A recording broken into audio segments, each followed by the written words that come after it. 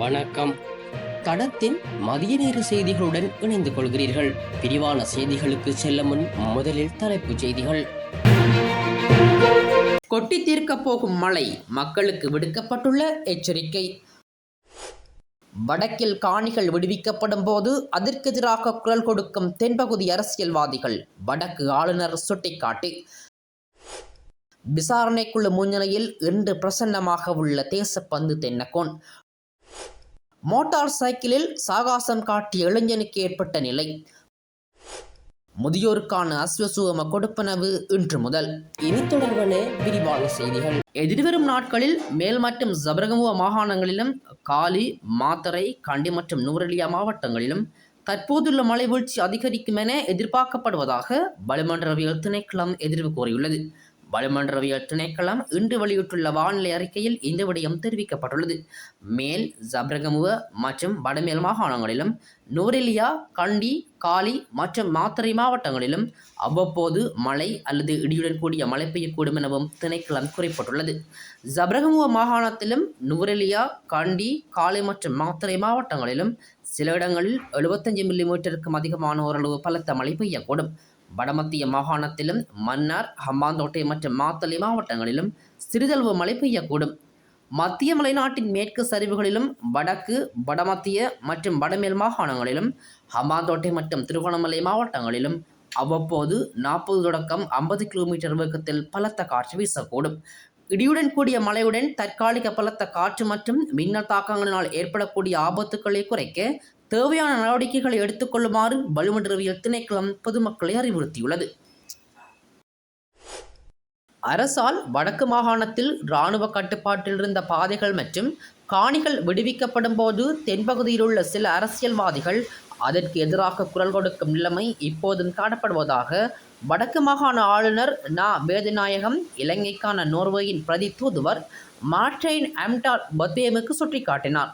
வடக்கு மாகாணத்துக்கு பயணம் மேற்கொண்டுள்ள நோர்வேயின் பிரதி தூதுவர் வடக்கு மாகாண ஆளுநரை ஆளுநர் செயலகத்தில் நேற்று சந்தித்து கலந்துரையாடினார். இதன்போது யாழ் மாவட்டத்துக்கான குடிநீர் பிரச்சினை தொடர்பில் ஆளுநர் குறிப்பிட்டார்.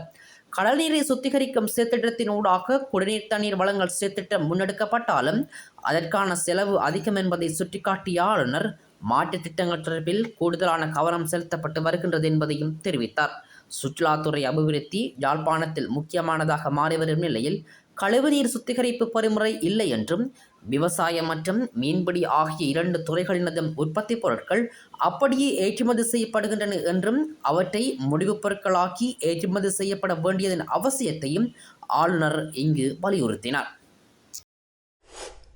கட்டாய விடுமுறையில் அனுப்பப்பட்டுள்ள காவல்துறை மா அதிபர் தேசப்பந்து தென்னக்கோன் அவரை விசாரிப்பதற்காக நியமிக்கப்பட்டுள்ள குழுவின் முன்னிலையில் இன்றைய தினம் 2வது முறையாக பிரசன்னமாக உள்ளார்.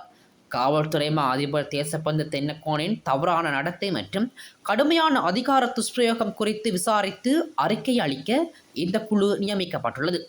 தமக்கு எதிரான குற்றச்சாட்டுக்களை விசாரிக்கும் இந்த குழுவில் முதல் முறையாக கடந்த 19ஆம் தேதி பிரசன்னமான தேசப்பந்து தென்னக்கோன் அடிப்படை ஆட்சேபனைகளை முன்வைத்திருந்த நிலையில் குறித்த குழுவினால் அவை நிராகரிக்கப்பட்டன. இதன்போது அவருக்கு எதிரான 22 குற்றச்சாட்டுக்கள் அடங்கிய குற்றப்பத்திரமும் கையளிக்கப்பட்டிருந்தது.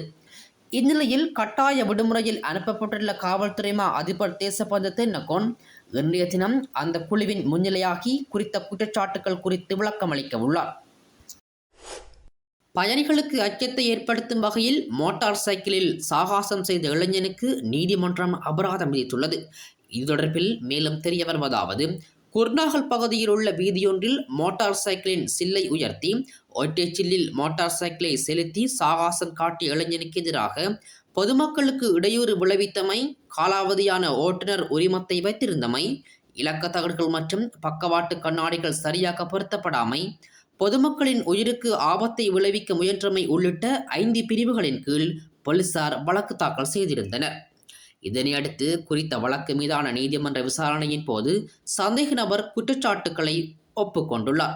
மேலும் இதே போன்ற குற்றங்களை செய்யும் ஏனைய இளைஞர்களுக்கு ஒரு செய்தியாக இருக்கும் வகையில் தண்டனையை விதிக்குமாறு போலீஸ் தரப்பு நீதிமன்றத்தில் கோரிக்கை விடுத்துள்ளது.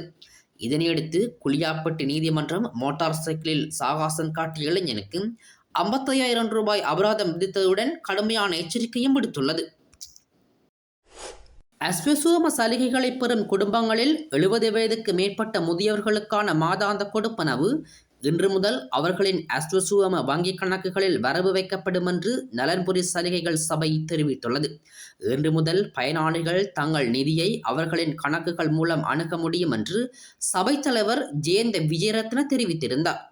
நாடு முழுவதும் தகுதியடைந்த 5,92,766 பயனாளிகளின் வங்கிக் கணக்குகளில் மொத்தம் ரூபாய் 2,963 மில்லியனுக்கும் அதிகமாக பணம் வைப்பிடப்பட்டுள்ளதாக அவர் மேலும் தெரிவித்தார். குறைந்த வருமானம் மற்றும் பாதிக்கப்படக்கூடிய குடும்பங்களை ஆதரிப்பதை நோக்கமாக கொண்ட அஸ்வசோம திட்டம் அதன் நலன்புரிமை கட்டமைப்பின் கீழ் ஆயிரக்கணக்கான முதிய குடிமக்களுக்கு தொடர்ந்து நிதியுதவி வழங்கி வருகிறது. இது போன்ற செய்திகளை தெரிந்து கொள்ள தடம் நியூஸ் சேனலை சப்ஸ்கிரைப் செய்து அருகில் உள்ள பெல் பட்டனை கிளிக் செய்யுங்கள். மேலும் இது போன்ற செய்திகளை உடனுக்குடன் தெரிந்து கொள்ள தடம் FM.com என்ற இணையதளத்தின் வாயிலாகவும் எங்களுடன் இணைந்து கொள்ளுங்கள்.